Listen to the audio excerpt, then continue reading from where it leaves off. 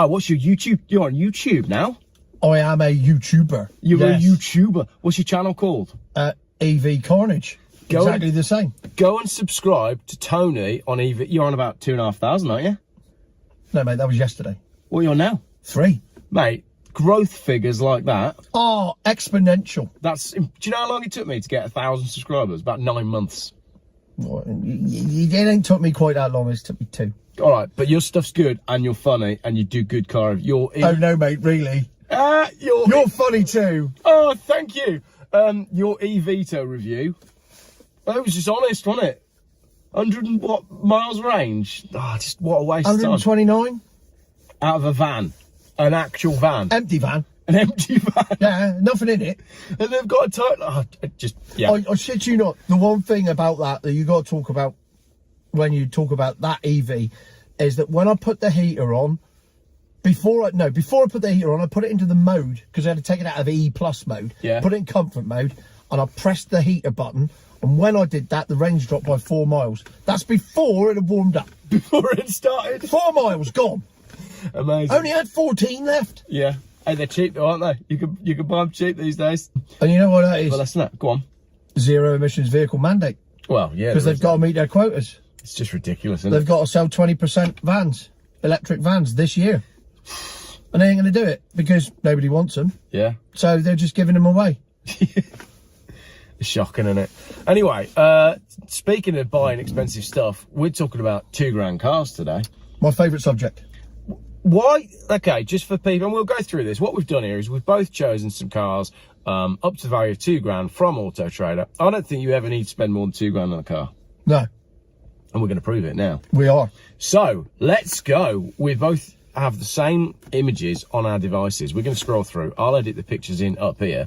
First one, this is one that you chose. This is a Touareg Volkswagen 2.5 TDI, 1,999 quid. What have you gone for that? It's ace. They're brilliant. Well, basically, it's not.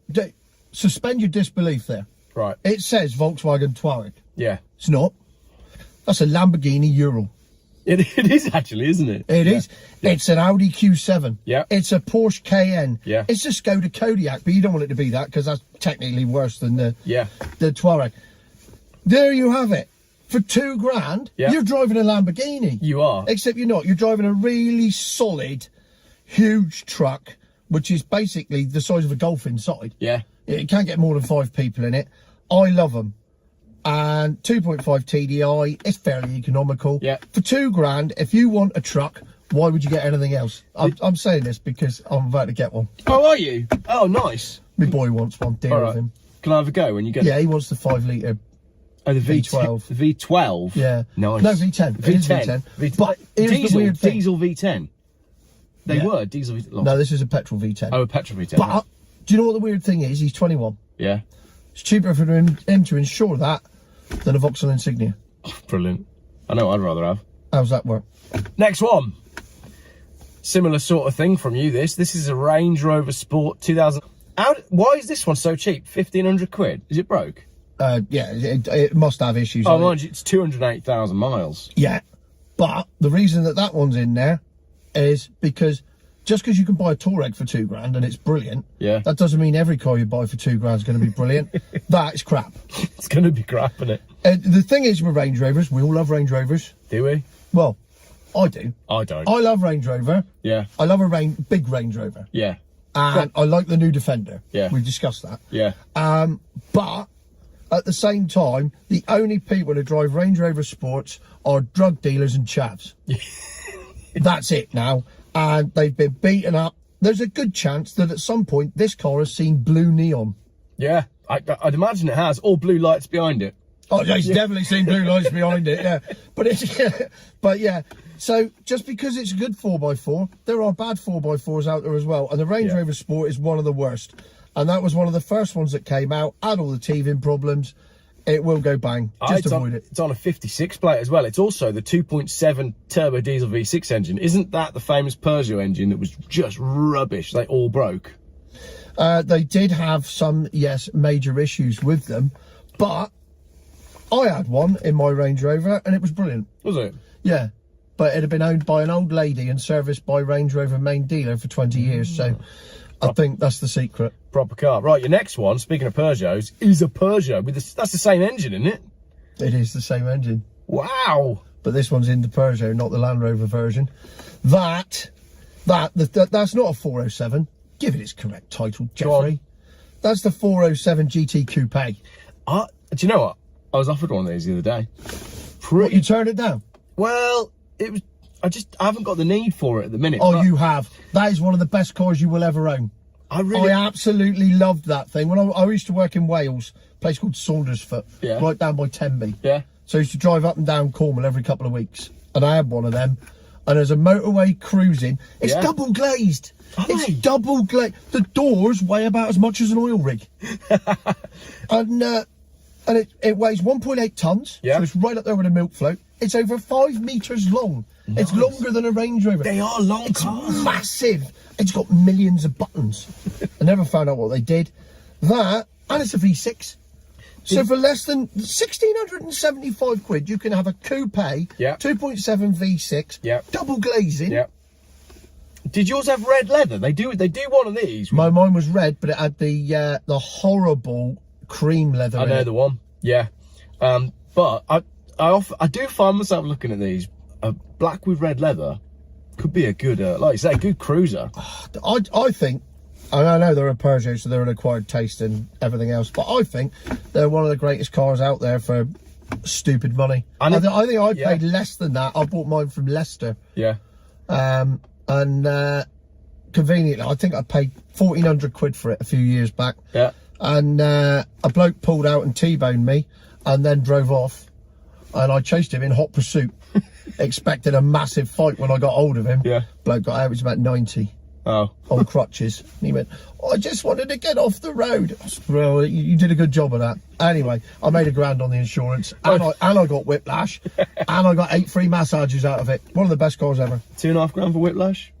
No, 17.50 back then. Was it? Yeah. Oh, right, fair enough. Never done that before. One of the most profitable days out ever. Next one, Renault Laguna 2010 2-litre DCI Monaco GP Coupe diesel manual Euro 5 180 horsepower with stickers on it. It's 3,750 quid. Yeah, that's only because I couldn't find the Renault Laguna Monaco in there for £2,000. There's not one for sale on Auto Trader at the moment. Right. So I put that in because that's a GP version. Doesn't matter, it's the same thing. And that's there for exactly the same reason as a Peugeot. Just because you can buy a good coupe for less than £2,000, you can buy a crap one. Have you ever been in a Monaco? No, I haven't actually. Inside, beautiful. Yeah. Just beautiful black leather, and it's all pin stitched, and the dashboard's done, and the interior is beautiful. Yeah. And it's such a sexy car to look at. I do like that big Laguna coupe actually. Yeah. Until you find out they've put the 2-litre diesel engine in it. Is it a bad one, that? It's just rubbish. It's just flat. It's 140 brake horsepower. It's just, it says 180 on the GP. This one's the GP, so it's 180. It's not. It's normally 140, 150, but by the time you've got your hands on one 15 years old, it's about 120, and you're basically driving a taxi. Yeah. And I just thought, why would you go to the effort of making it? This is there just so I can rant about it. Go to the effort of making a beautiful car and pay such attention to the interior, and then just stick a shit engine in it. What's the point? But also, that is the 2-litre Monaco GP Coupe Laguna. We're not looking at a Megane. There must be about 2 of those in the country. Who bought one of them brand new? It's an odd car, isn't it? Well, if they did, I can guarantee you, they may have suffered some depreciation. I'd say they did. Next one. This is getting pretty sensible now. This is a 2010... so it's a 10-plate Ford Mondeo 2.2 TDCI Titanium X Sport. Yeah, that's important. This is the 200 brake horsepower version. Yeah. For a start, it's a Mondeo, so it's a James Bond car. Yeah, absolutely. What was the film? Quantum of Solace? Or was it the one before that? No, it was the one after that. It was the first one with Daniel Craig in it. No, it was Quantum of Solace then. I think it was Quantum. It was good, that. Do you know what? It's a funny anecdote as well. After watching... Somebody put it in the comments. Which James Bond film is it? On that film, he's using a Sony Ericsson K810i, and he's got his sat-nav on his phone while he's driving the Mondeo. Yeah. And these are early days of sat-nav, and I was like, I need that in my life. I want to be James Bond. That's brilliant. And I went and bought, because back then, to get sat-nav on your phone, you had to have like a device that transmitted the sat nav to your phone. And I went and got it, and I was really disappointed that it didn't work anything like on, because they'd made it up basically. It didn't exist. And I took it back. I was like, I wanted to be James it wouldn't Bond. have been even working on 3G. It would have been on GPRS, wouldn't it? But I thought I was going to be James Bond, and that's the mistake people make when they buy Range Rovers. It doesn't turn you into James Bond. So that was the best fun. But this Mondeo does, because you don't need an estate, because the hatchback, when you fold the seats down, you can get in it.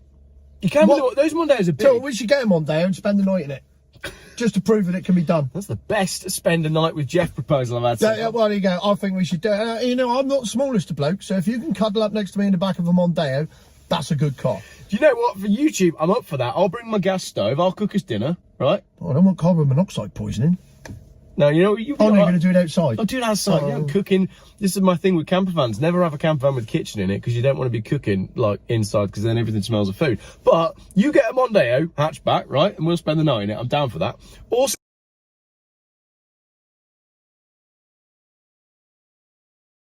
beautiful spec on that car. I never knew it had cooled seats. I mean, that's just sold it for me. Yeah, heated and cooled they were on the X. Now, when they're cooled, how are they cooled? They've got like vents in the seats, and they just cool your butt down on it. You know, when you're getting real sweaty on a real hot day. See, because in the Velar, going back to Range Rover, the cooler in that is a swirly jet that goes right up you. You told me about that. Yeah, you see. But right, so anyway, the Titanium X Sport has now gone right up in my list. The only slight problem with that one is in Birmingham. But it's a private seller, so we could be all right. Yeah, the car dealer in Birmingham thing is an issue, but that's another whole film. Yeah, it is. We'll do that one another day. I like your next choice, which is a Lexus RX 400H 2007. What does the H mean on this? Hybrid. So it's a 3.3 SEL CVT. So how does the hybrid work on this? It's not a plug-in, is it? No. This is a self-charging hybrid. Yeah. Those are the ones that make sense. I'm okay with those ones. That's the only semi-milk float that I'm all right with. Oh, right. I put that in there just to prove that just because you can buy a hybrid for 1,500 quid, you shouldn't. Oh, and here's me saying I quite like those. Yeah. No. I just think Lexus, when they came out, 2001, 2002, when they brought out the IS200, and every rep wanted one. Yeah. My next door neighbour Dave had one. Surprisingly, 2 years later, he traded it in for a Touareg. Oh, right. There you go. But back then, they were one of those things that were trendy. It's just a fashion statement back then. It was trendy for a bit, and then people realised that they weren't very good. Yeah. That is exactly that. So I got offered an RX the other day, and I thought, I've never had one of them, and I've always been curious, but you're saying don't do it. I'm just saying, why would you? I mean, I'd get the hybrid thing, I suppose. Somebody said to me yesterday, would you buy a hybrid? Well, if you want good fuel economy, then yes. But what other reason are you buying it for? But again, it depends on the kind of driving you do, doesn't it? If you're just bimbling around and the hybrid is actually contributing to the way you drive. But you have to be driving in Wales. Exactly. Because you can't go over 20 mile an hour because it'll cut out. Yeah, and if you're doing long distance, I mean, everything you do is long distance. It's not going to work, is it? Well, even round, I come out of my house. I'm not going to be doing 20 mile an hour. I am, for the purposes of the police, all right? Yeah, I am. Can't have any more points. No. I was in the paper last week for it. What, for having too many points? So my godmother said, yeah, apparently I picked up 3 more points. It was in the paper. It was last September. I don't know why I only just made it in the paper now, but it did. Quiet time in Cornwall. It shows how many people read that paper. I tell you what, if they're putting you in the newspaper for points, they obviously can't find the Beast of Bodmin, can they? Because that's a great story for a quiet news day. I used to write a column in that paper too. Did you? Yeah, when I left, it just went downhill from there. Fair enough. Next one, an Alfa, not the first Alfa we've got. Oh, I can't believe that. Yeah, I'm surprised I haven't bought this already. It's a Brera, so it's a coupe. It's a good-looking car, 2.2 JTS, 185 horsepower, petrol manual, in red. In red, 1,850 quid for a Brera. Look at that. What a sexy bit of kit. I do like the coupes. I like that, actually. I do like that. Look at that. Yeah. Look at it. Yeah. I mean, you can't look at it. Well, no, you can, because I'm going to edit it all in. Yeah. They'll see everything that we're seeing. Apart from our legs. Yeah. So yeah, Brera, we like the Brera. Nice car. Yeah. Yeah, 150 quid. I mean, less than a deposit for a milk float. Yeah. You could be driving around in that and you could be cool. Yeah. And it's in red. It's an Alfa in red. Yeah, 2.2, manual box in red. We agree. Job excellent. Done. Well, that's the first one. We're in with that one. There you go. Brera, top of the pile. Right, where are we going next? This is one of mine now. Now, this is a 3 Series. It's a 325 M Sport, and it does say in the listing that they've taken it in part exchange, and it's one that's like, you know, and it's like no warranty given or implied. Yeah. So it's a risk, but I think that's cheap for that. I think these are going to go up in value. I think everybody likes a E46 M Sport Coupe, 325, great engine, great looking car. Do you know what the mileage is on it? It wasn't too high. Because the 330s were going through the roof and they've dropped back down now. Yeah. I reckon that's right up there with a Brera. Yeah, it is, isn't it? Yeah. Because it's all original. Yeah. I like that. I like that a lot. Where's that to? I don't know, we'll have a look after. Come on. I'd love it if Book a transporter. Oh. Let's just go around the country picking these things up. So you could buy all these cars for £2,000, but it's too late because we've got them all. I reckon it'd be funny if one of us actually bought one of the cars off of this video, but that looks...